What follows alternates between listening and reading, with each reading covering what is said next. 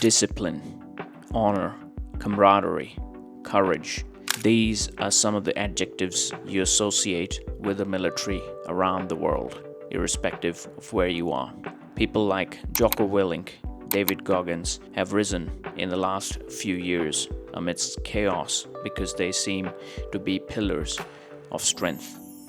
In these times, myself included, having the privilege of growing up in a military family, have always been gravitated towards military values in my day-to-day. Recently, I had the opportunity and privilege to sit down with a Special Forces operator of a Tier 1 Commando battalion here in Australia. The following is a conversation with Craig Hamburger, who is a decorated commando and has won several awards for his gallantry. Please stay tuned till the end, as I'll be sharing some of the lessons that I've learned from Craig, who has been operating under the shadows, but we were in a lucky position to bring him online.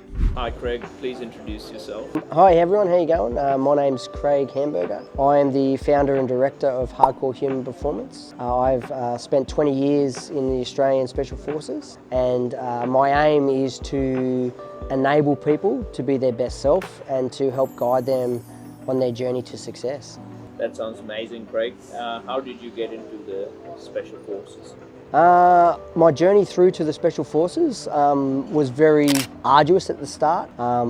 It was a very hard road, joining through the normal military processes, the luxury I did have was going directly to the Commando Regiment as a private, but not as a qualified commando, and then learning, watching and getting trained by commandos themselves, and then enabling me to grow within that space, which is a luxury, because being in the commando space, you're dealing with professionals that want to be professional at all times, and that's not taking away from the rest of the military. You're just now talking about the elite of the elite. And working with the elites of the elites, what was your experience when you were just starting out? My experience was very hard, very long hours, hours and hours of just marching. And by marching, I mean carrying 30 kilos for 30 kilometres day in, day out, carrying things above your head for hours, boats, pushing trucks and cars, and running kilometres with carrying weight, walking up creek lines in the middle of winter, carrying objects that can't touch the water, so always above your head. Then you're dealing with, it was just an emotional journey of resilience and being forced to either succeed or to fail and go elsewhere. And that's another luxury with working in Special Forces, is it is a daily renewable contract. You do not have the choice to slacken off. You are to be professional consistently, or you will be sent on your way. So how did that initial training prepare you, and did you eventually end up getting to use any of that training?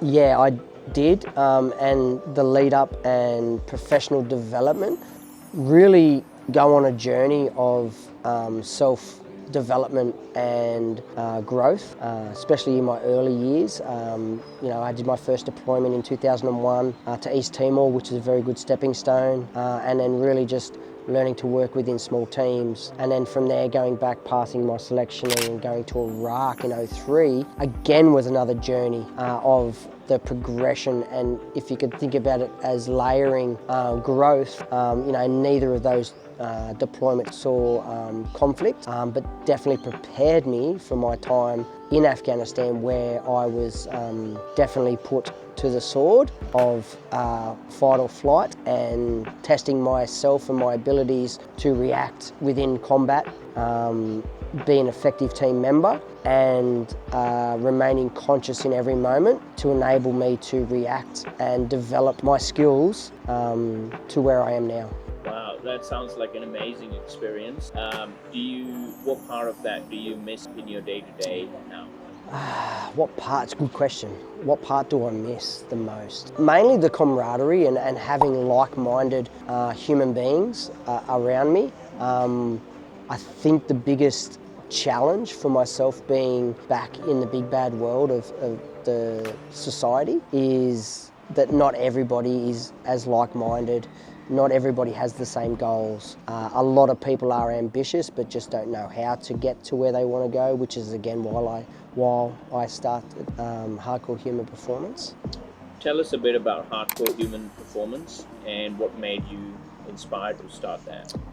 Funny journey. So at the start of COVID, I actually started Hardcore Hunter Fitness. And then as I got into training my neighbours and just working within the local area, i.e. because of COVID, I sort of realised that that was a very narrow thought process and it wasn't really achieving what I wanted to achieve. So I rethought the equation and went to Hardcore Human Performance, which is designed to affect not just the physical, but the mental and the emotional side of any one human and or group, business, organisation, and really help guide them in making decisions and running their business, helping them with people management, with organisational skills, with purpose really, and really enjoying their journey as business and professional people,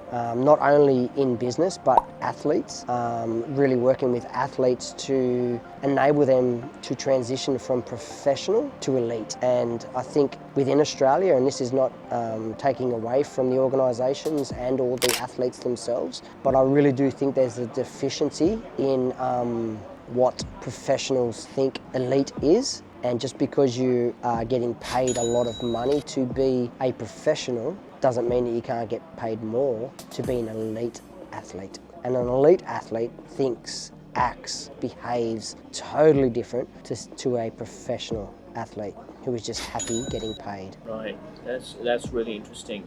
And then how can people who are interested in working with you find you? They can find me on LinkedIn, Instagram, Facebook, and with my Hardcore Human Performance business page.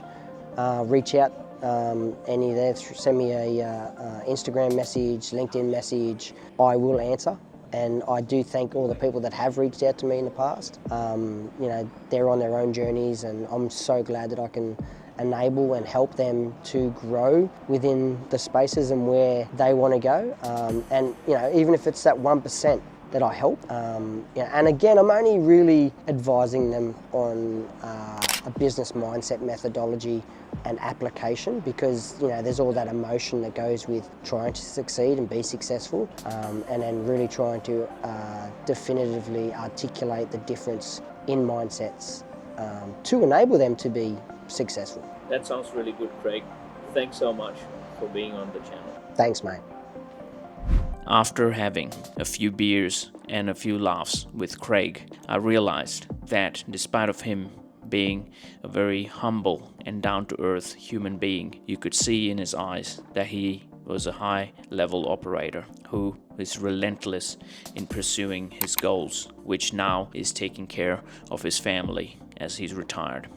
You can see what he was capable of doing back in the day in his regiment for his fellow comrades, and also leading inspiration through the current work he's doing through Hardcore Human Performance and helping young people and athletes excel at their craft by empowering them with strategies and mental fortitude. If you want to get in touch with Craig, there's a description in the link below. Also, if you want to see more of such chats over a beer, do let me know in the comment section below. As always, thanks for watching until the end, and do subscribe if you enjoyed this content.